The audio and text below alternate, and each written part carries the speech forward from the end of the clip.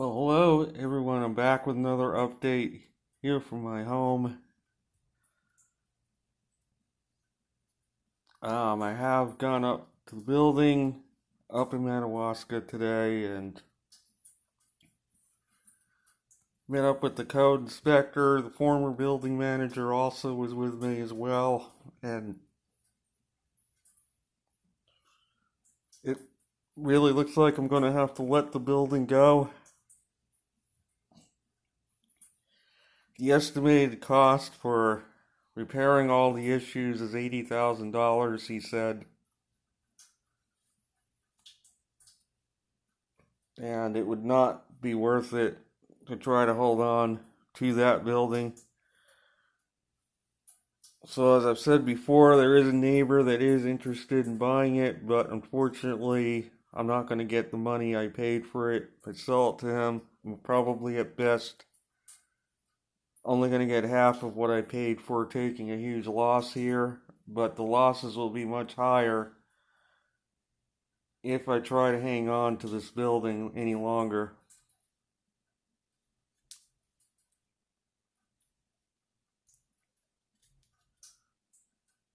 The biggest problem with the building is electrical. All the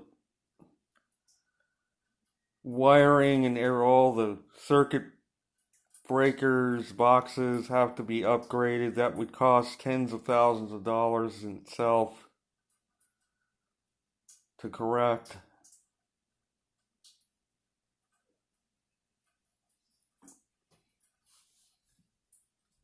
And then, of course, the situation in the back will take a lot more money to fix.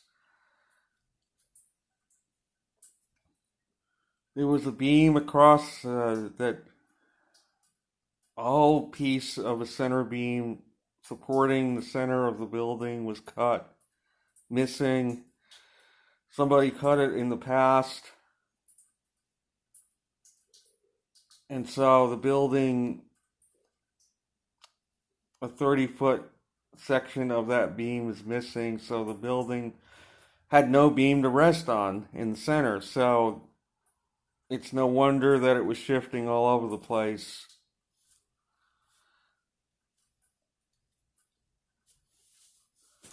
Plus a host of other problems in addition to those things that the code inspector said the estimated cost would be $80,000 again to fix all this stuff. And even if it was over 3 or 4 years' time, it would just not be worth it. So I am going to see if the neighbor is still interested in buying it. Or at least I can get at least some money back from it.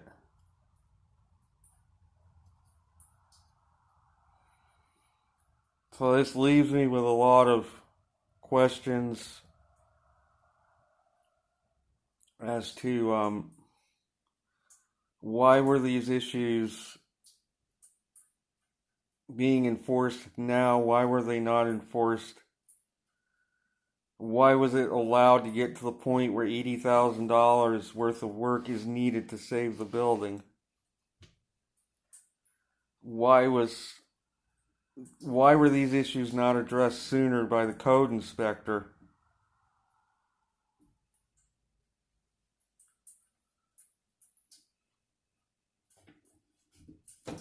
I had mentioned a clue that the previous owner had grandfathered something with the town so that he would get out of having to correct these issues.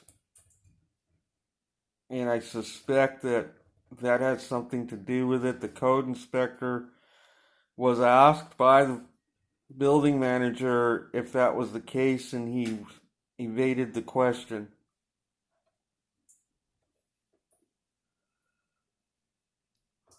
So this code inspector let this building go to, apparently, I'm not saying I can prove it, let this building go to appease this former owner. So that the repairs needed now to save it amount to $80,000. Who's going to spend that kind of money on a building that's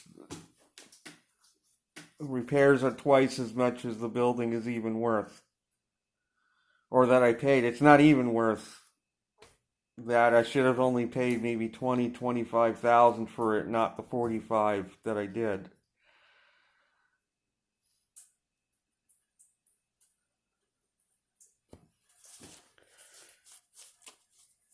So,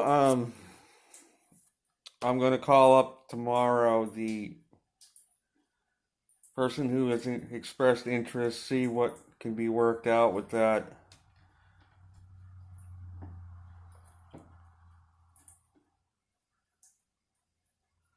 And obviously, the tenants, I met with all but one of the tenants as well, and they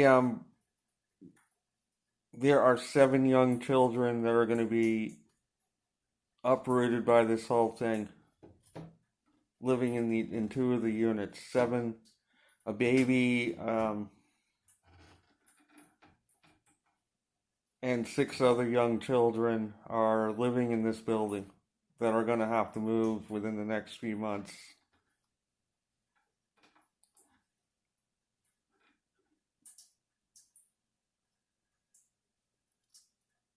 So again, it leads me to the question, why were these issues not enforced sooner? This stuff that was shown to me was stuff that was not from yesterday. It's been years of neglect that this building has had. How come nothing has been done? Nothing was done to enforce anything sooner? And why were things allowed to run up to where the point where the building is almost impossible to save unless a millionaire buys it?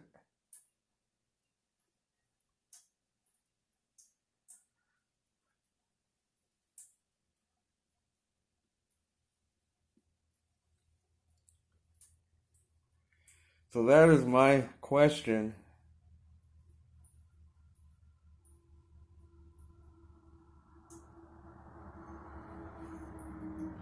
Why did they wait until I bought the building to suddenly lay the hammer down on enforcing all these things?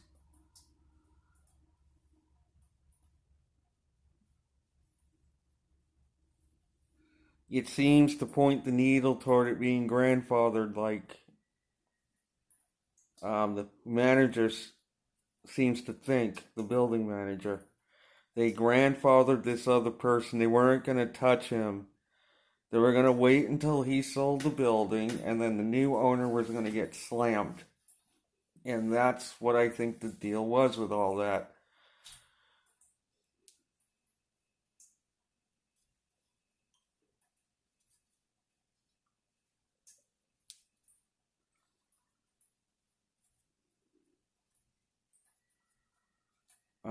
So that seems to be what the story is. Whether I'm going to sell this place here, I'm not sure yet.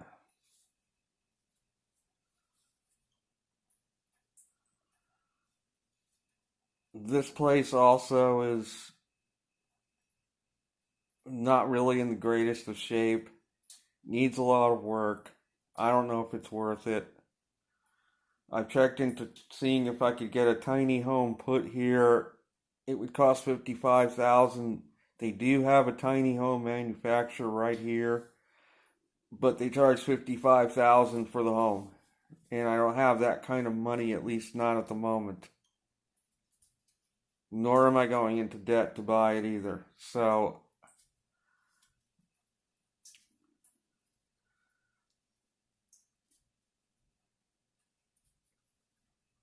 but it was I looked online. It seems like it's a really, really nice tiny home they're selling. It would be very suitable, but again, the price is just a little bit too high for. I'm hoping 30,000, maybe 20, 30. maybe 40 tops. They're charging 55. It's out of my price range.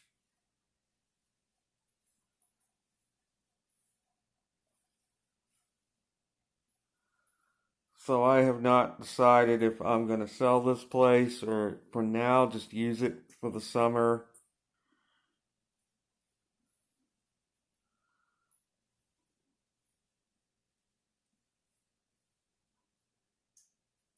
I'm not sure about a lot of things right now.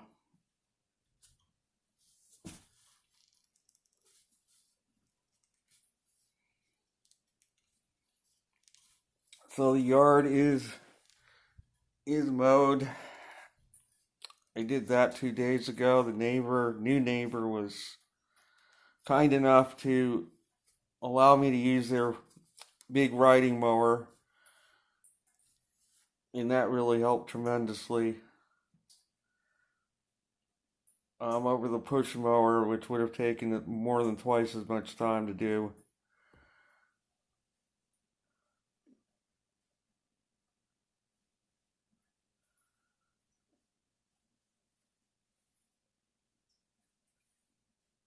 So I am not sure.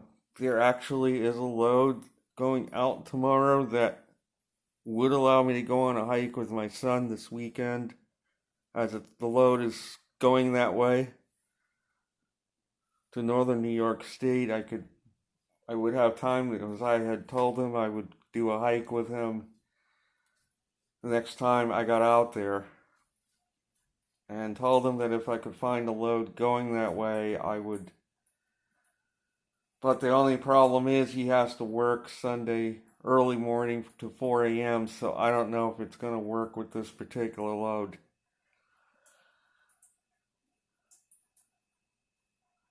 Otherwise, there are some loads over the weekend going out to one going out to Iowa from Madawaska. So I may get something going out of here again tomorrow. I have to call a neighbor up who was interested, see if he still is in buying the apartment up there.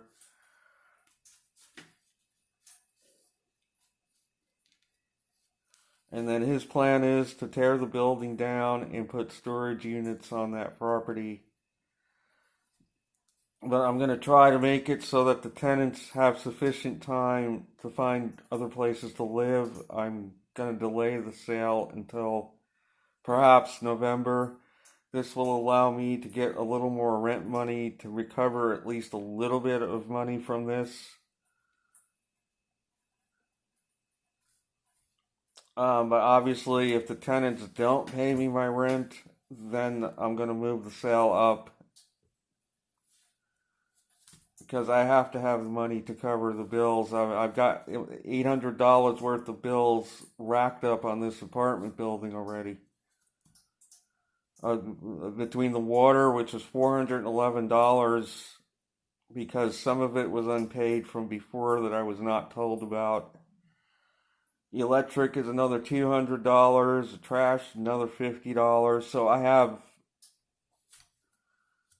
like I say, almost $800 worth of bills racked up from this building already.